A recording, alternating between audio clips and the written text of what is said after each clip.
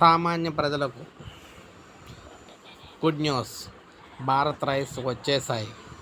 అవును, భారత్ రైస్ 29 రూపాయలకి కిలో బియ్యం. వచ్చే వారం నుంచి భారత్ రైస్ విక్రయాలు.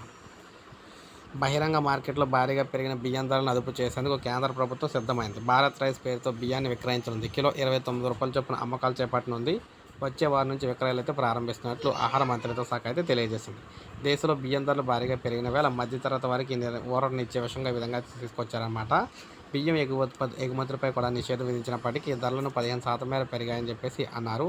అందుకే ఏం చేశారంటే భారత్ రైస్ ముఖ్యంగా చూసుకున్నట్లయితే ఇది మనకి ఎక్కడ దొరుకుతుందంటే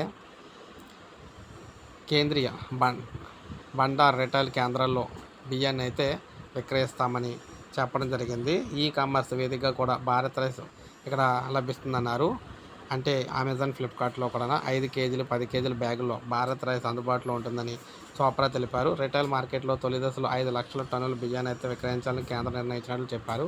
ఇప్పటికే భారత గోధుమ పిండి కిలో 27.5 చొప్పున, దాల్, శనగపప్పు 60 రూపాయల చొప్పున కూడా కేంద్రం విక్రయిస్తుందని చెప్పారన్నమాట. సో అదేవిధంగా బియ్యం ఎగుమతులపై ఆంక్షలు ఎత్తివేస్తారంటూ వస్తున్న వార్తలపై చోప్రా స్పందించారు. ధరలు అదుపులోకి వచ్చేంత వరకు నిషేధం కొనసాగుతూ ఉంటుందని చెప్పారన్నమాట. సో మొత్తం అలాగే రిటైలర్లు, హోల్సేలర్లు, ప్రాసెసర్లు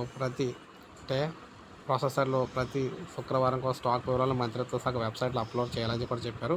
సో ఏది ఏమైనా మొత్తంగా చూసుకుంటే భారత్ రైస్ అందుబాటులోకి వచ్చింది. కిలో 29 రూపాయలు మాత్రమే అనమాట.